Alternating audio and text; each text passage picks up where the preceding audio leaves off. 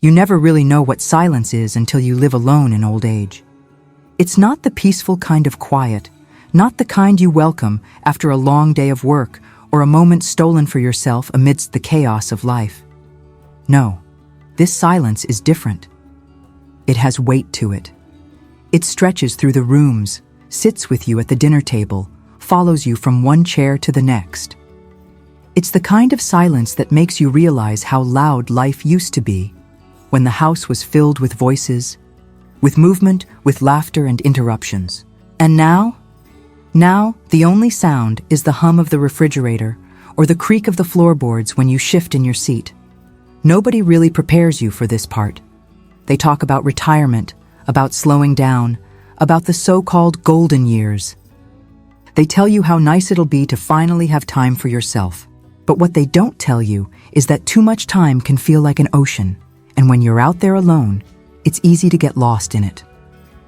Living alone as an older person is not just about independence. It's not just about doing what you want when you want. It's about navigating the strange, quiet world that comes when the days aren't structured by other people. It's about understanding that your life, once so interwoven with the lives of others, now exists largely in the confines of your own space. It can be liberating, yes, but it can also be unsettling in ways you don't expect. One of the first things you learn is how much you talk to yourself. Not in a strange way, not in a way that would make someone raise an eyebrow, but in the simple, human way of needing to hear a voice. You find yourself commenting on the weather, on the way the sun slants through the window. You say things out, loud just to break the quiet. Well, that was a good meal. Or, let's not forget to water the plants tomorrow. And when you do hear another person's voice, when a friend calls or the neighbor stops by for a chat, you realize how much you miss the natural rhythm of conversation. Another thing they don't tell you is that small tasks take on a different weight when you're the only one doing them. It's not the big things, those you expect. You know you'll have to cook for yourself, clean up, pay the bills, take care of the yard if you have one.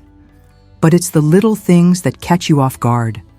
The groceries you carry in alone, the jar you struggle to open because there's no one to pass it to, the button on your shirt that takes twice as long to fasten because your fingers aren't as quick as they used to be.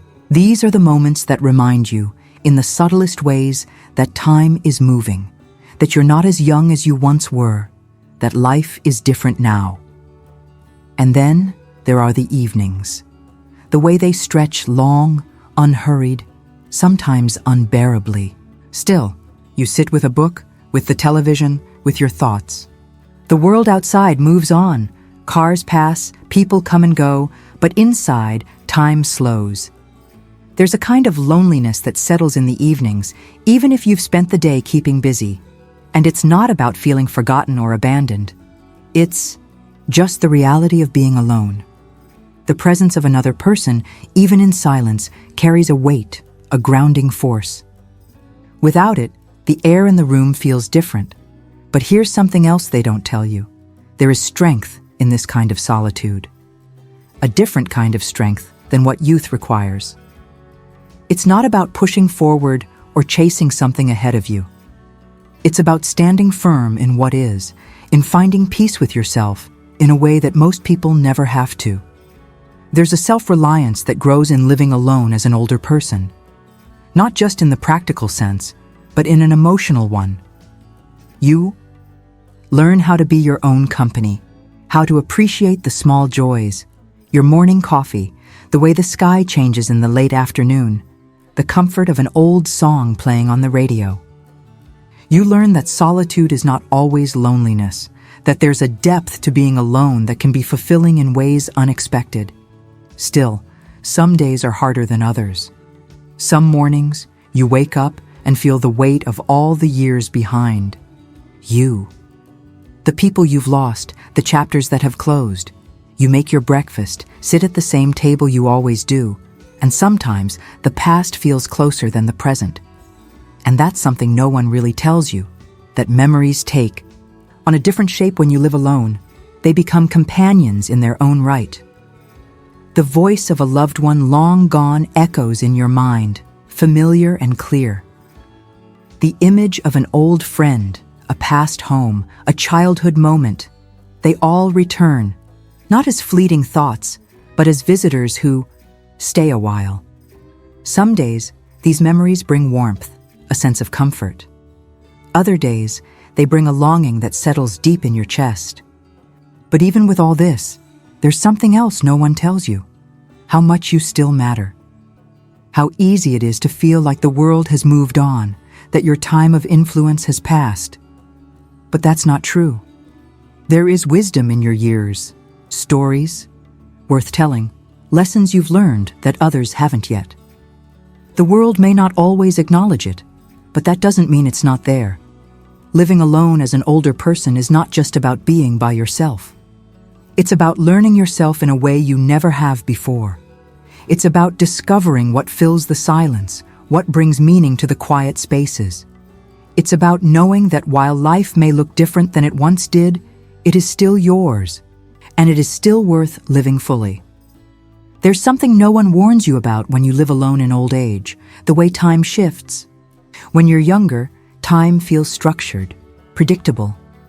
It moves with purpose, tied to responsibilities, to routines, to other people's needs. But when you're older and alone, time becomes something else entirely.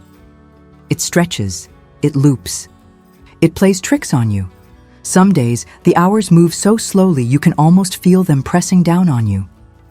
Other days, whole weeks slip away before you even realize they're gone. You wake up, go through your morning routine, make the bed, have your coffee, maybe step outside to feel the air on your face. And then what? The day is entirely your own. And that can be both a gift and a burden.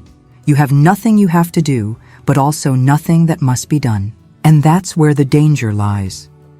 It's easy to let the days blend into each other, to fall into a pattern where nothing stands out, where nothing feels distinct.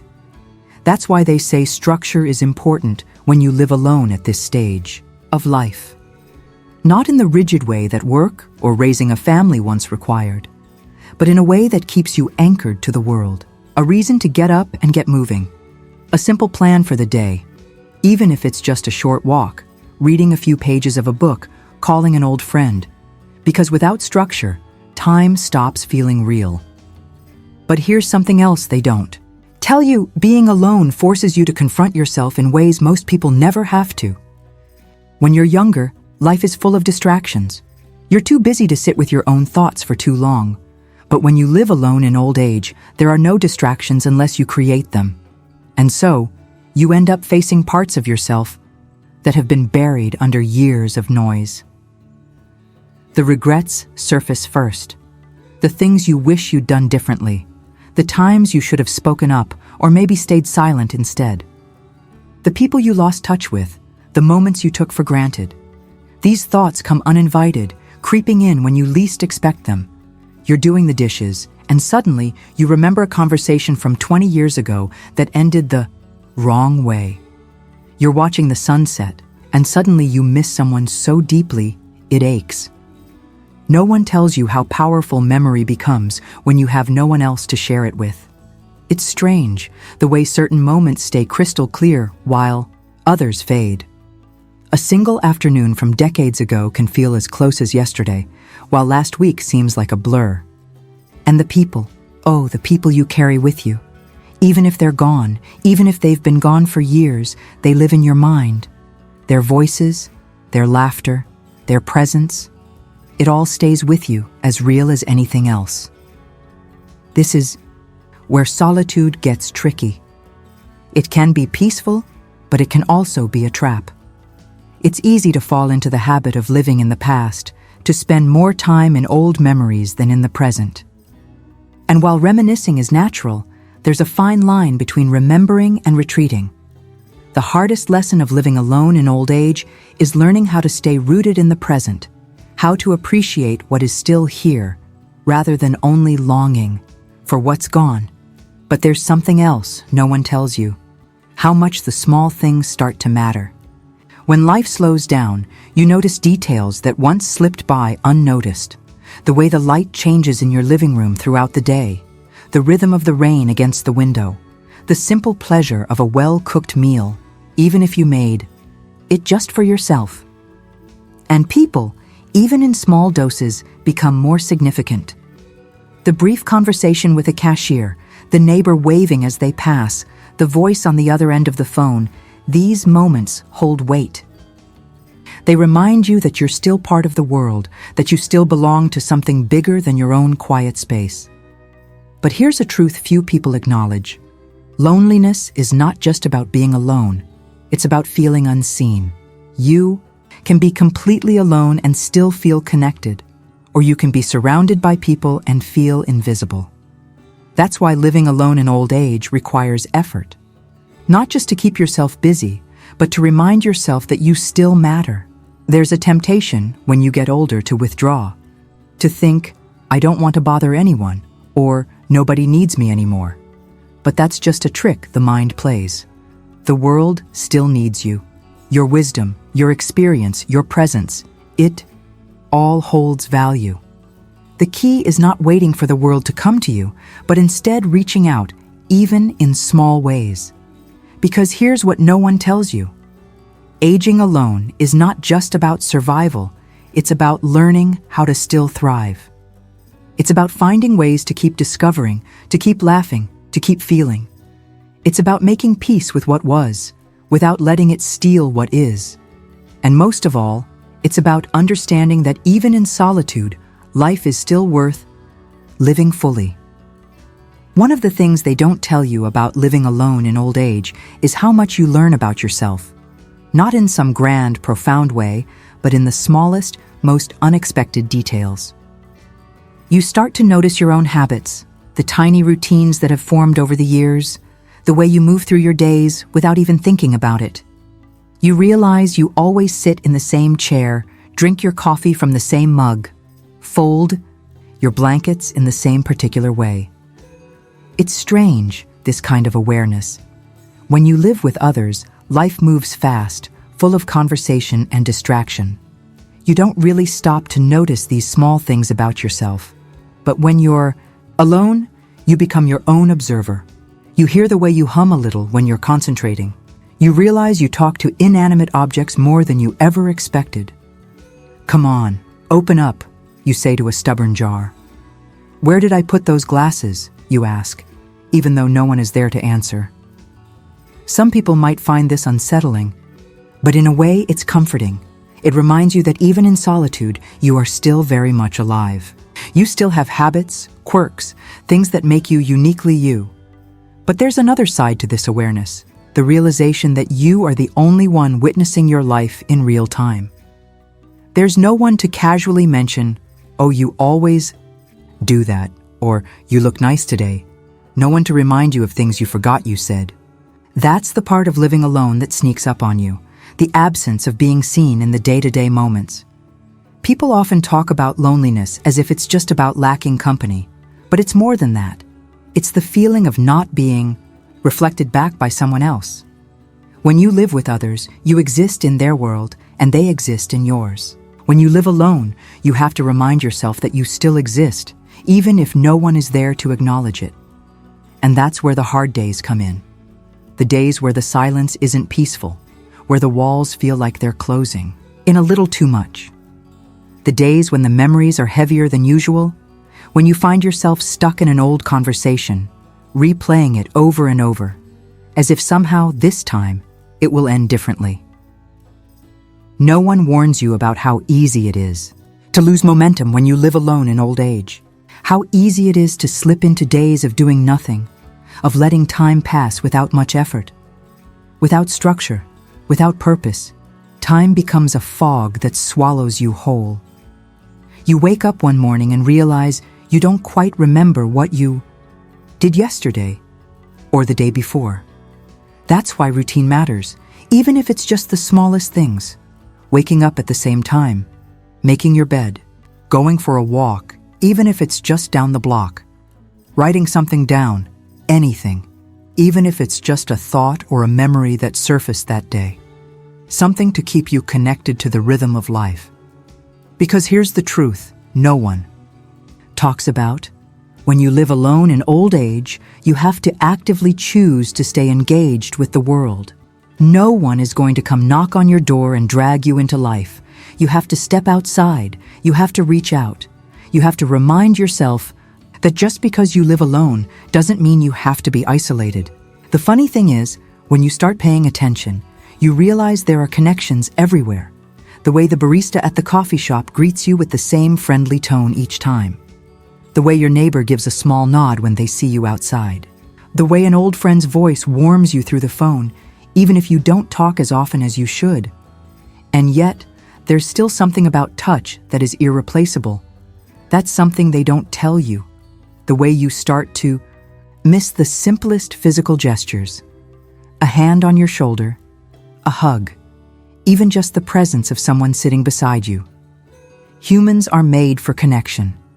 And when you live alone, you start to realize how much of that connection is unspoken. How much of it is simply felt. That's why finding ways to stay connected is so important.